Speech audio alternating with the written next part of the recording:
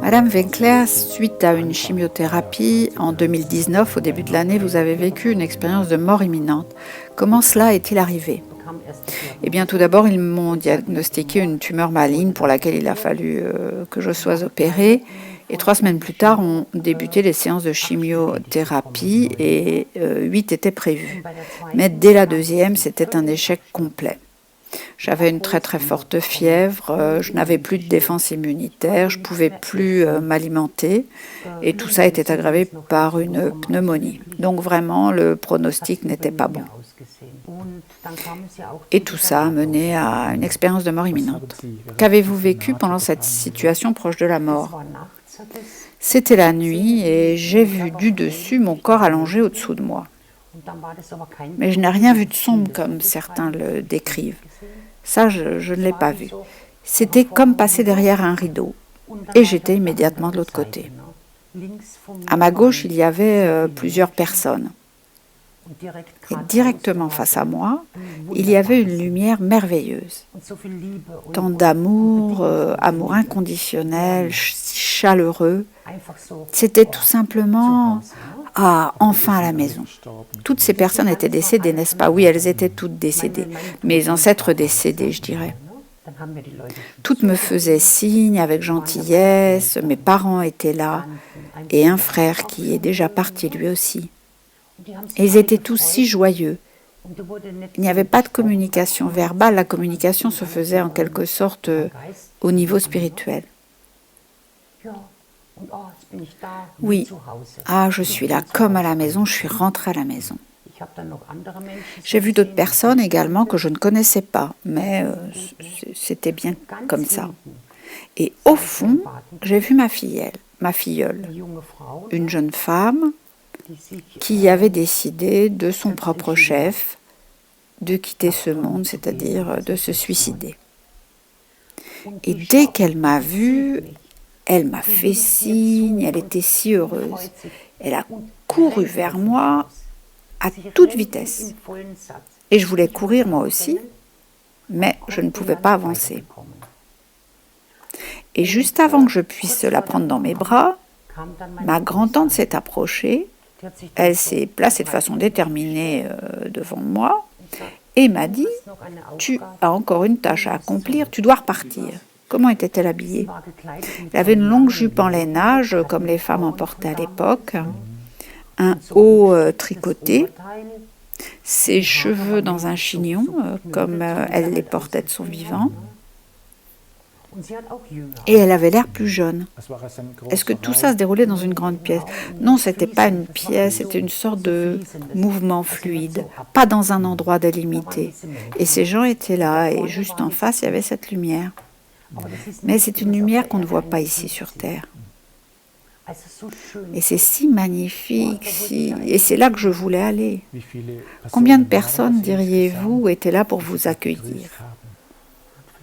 Peut-être 6 ou 7 que j'étais ravie de voir, jusqu'à ce que ma grand-tante arrive. Et je me souvenais bien d'elle parce que j'avais environ 8 ans quand elle est décédée.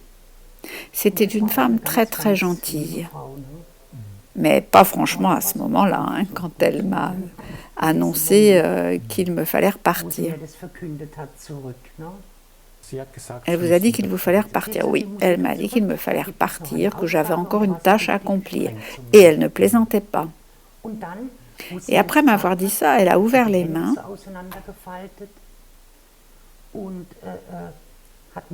Elle m'a regardée et tout autour de moi est devenu sombre. Et c'était bien regrettable. Pour quelle raison votre filleule s'était-elle suicidée? Elle souffrait d'une maladie mentale, mais elle refusait tout traitement. Peut-être a-t-elle pris cette décision à la va-vite, mais je crois plutôt qu'elle l'avait planifiée depuis longtemps parce qu'elle avait dit au revoir à sa mère et elle avait fait d'autres choses assez étranges également. Nous étions sur le point de rejoindre donc sa famille pour partir en vacances, en randonnée ensemble. Et elle m'a demandé si je savais précisément à quel moment j'allais arriver. Elle s'est assurée de savoir si j'avais des vêtements noirs. Bref, elle avait tout planifié à l'avance, c'est sûr. Quand vous l'avez revue dans le monde spirituel, était-elle à nouveau détendue et enjouée? Elle était en pleine santé, détendue, joyeuse, sans souci, radieuse. Elle était même en fait plus jolie que sur Terre. Sur la fin, elle était très très maigre. Mais là, ce n'était plus le cas. Quand votre grand-tante vous a renvoyé, comment avez-vous réintégré votre corps? Tout s'est déroulé très aisément, très rapidement. J'étais de retour. J'ai senti comme un courant électrique passer dans mon cœur. Et ça, c'était horrible. J'étais allongée là. J'ai vu mes perfusions. J'étais véritablement très triste. J'en ai pleuré d'ailleurs. Pourquoi est-ce que je n'ai pas eu le droit de rester là-bas? Ça ne devait pas être ainsi. Que pensez-vous que votre tâche soit ici? Je ne sais toujours pas véritablement ce que c'est. Je pense qu'avec le temps, je le découvrirai.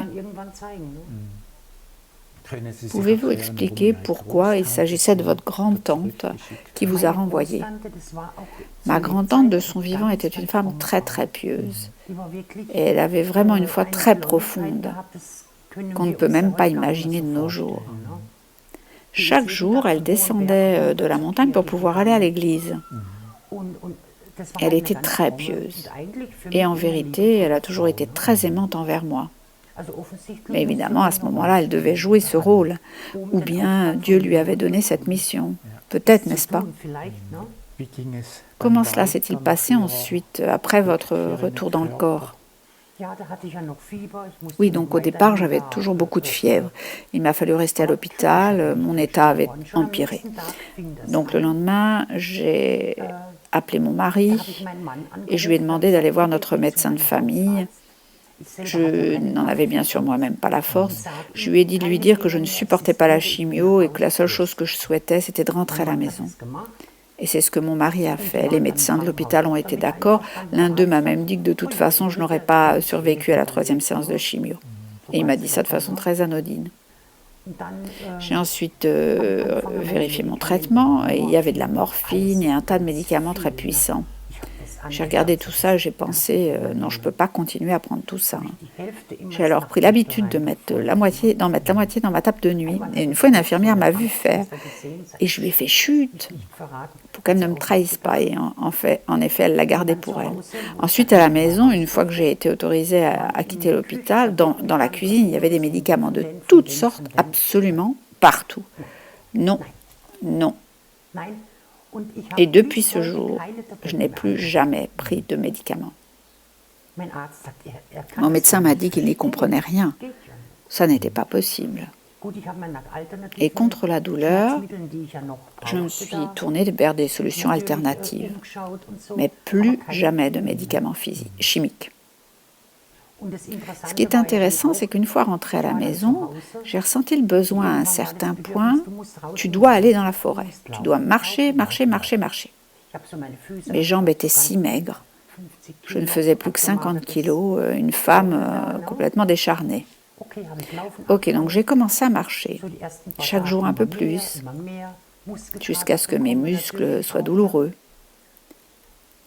Et un jour, c'était début mars, j'ai vu de toutes petites orties.